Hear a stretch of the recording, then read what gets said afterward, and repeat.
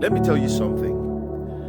A Christian can still live in sin and still make it to heaven. And that's the truth. And that's because of the level of God's grace, the level of God's love towards his child. But you see, the problem with sin is that it has consequences.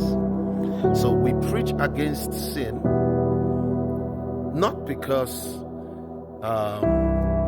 if you sin as a Christian, you would go to hell, but because sin is not in the nature of the love of God. It's not in our nature to sin when we love God.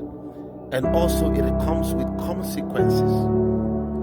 You know, the devil can lay hold on anything, you know, just to make sure that you don't feel qualified for a blessing. Sin will hinder your faith. Sin will make you feel inadequate.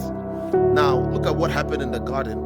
The Bible says, after Adam had sinned, God seeking for Adam was not because Adam had sinned and he was going to draw his attention to the sin, but he was seeking for Adam because Adam has always had fellowship with him, and so he was coming to have his usual fellowship with him. So that's why the first thing he asked was not, Adam, what have you done? But he said, Adam, where art thou? In other words, Adam, where is the fellowship that we have?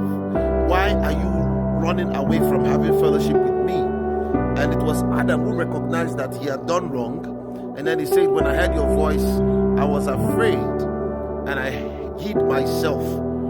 So Adam was the one who recognized that he had gone wrong, and it was that confidence that he had lost that shrinked him from God. So sin does not shrink God from you when you're born again. Why? Because he looks beyond your sin. He sees Christ when he looks at you, you know.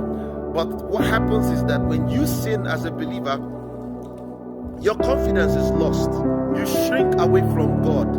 You shrink, your faith goes down. Your trust that God is still working with you gets affected. And the devil plays on that because he's called the accuser of the brethren. He looks for every error in your life to remind you and to make you feel inadequate, and it affects your faith, and you can't receive anything from God when you don't have faith.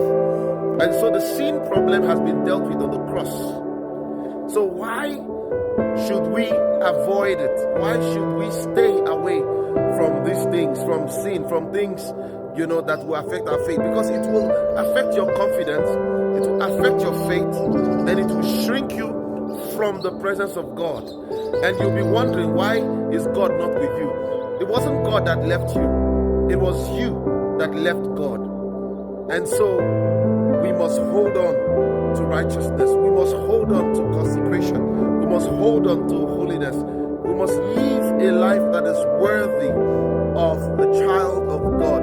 When you're born again, the Bible says, seek things that are above. Let your passion, let your hunger, let your desire be for the things that are above, not things on the earth.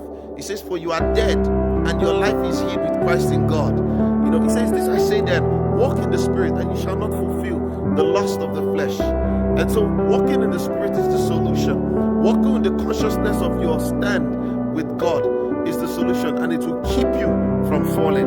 God bless you.